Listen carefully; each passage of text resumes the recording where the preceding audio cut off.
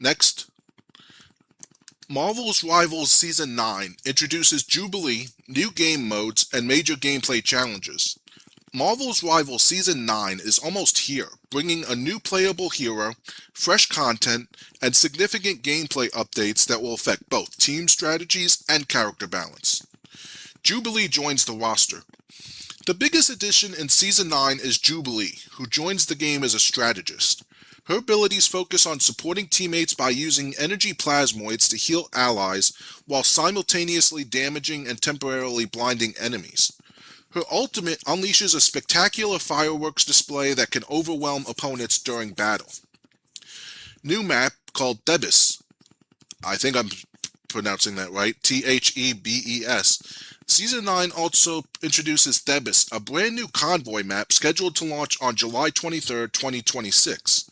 While the developers have yet to reveal many details, it will expand the game's multiplayer map rotation with a new battleground. Path to Doomsday continues. On July 30th, players will receive the next chapter of the Path to Doomsday event with the arrival of Avengers: Age of Ultron. This new mode sends players into Avengers Tower and Ultron's data space to battle Ultron and his robotic forces.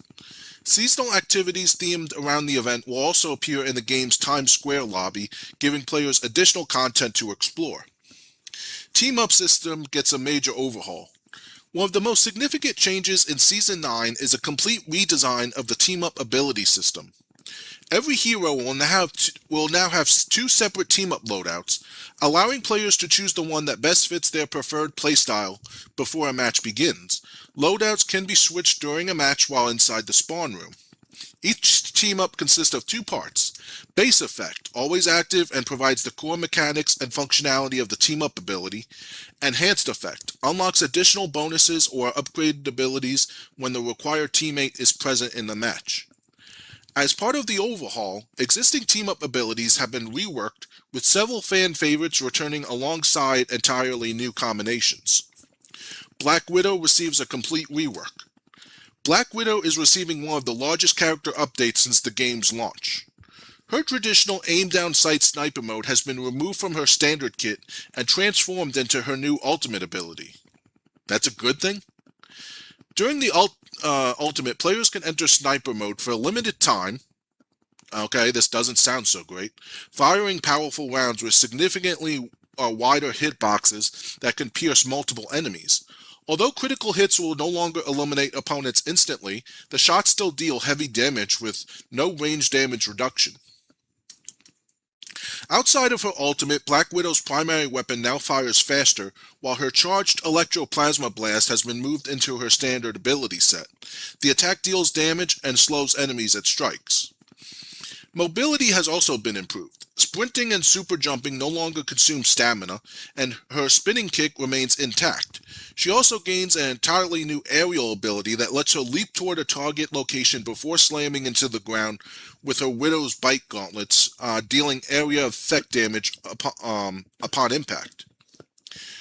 With a new hero, additional content, sweeping team-up changes, and a major Black Widow redesign, Season 9 is shaping up to be one of Marvel Rivals' most substantial updates to date. Okay, everything I read about Black Widow, the ones that sounded the greatest were, it still remains intact, what she had before. Her sniping ability, she can only do that for a time because it's now part of her ultimate attack. And what did it say? Although critical hits will no longer eliminate opponents instantly, they still do massive damage. Oh, well, thank goodness that they still do massive damage at least. But they don't eliminate opponents anymore. How are they trying to spin this into a good thing? You took a character that had a fatal attack, with circumstances, and made it non-lethal, but they still provide a whole lot of damage. Wow, that makes up for it. As far as I go, I've really never cared about Jubilee. she was, I mean, I was the biggest part of me that loved Marvel was the Marvel Ultimate Alliance games, and even like the X-Men Legends games. But Jubilee to me was kind of like just as notable as like Jean Grey or or someone else. It's like they're not the characters I care about. Obviously, I would hope. I didn't check the entire roster, but I would hope that all the characters that I would care about were no-brainers to be there since day one. But with what they did to Black Widow, now I'm starting to wonder if maybe I should have checked the roster for main rival for Marvel rivals. But if you're interested in that, this stuff starts will be here. Uh, the new map comes in about a week and a half, 2 weeks, 2 weeks really, and then that new game, the Path to Doomsday, the next chapter of that comes on the 30th. So if you are playing Marvel rivals, that stuff is keep an eye out for those additions. Time for the next story.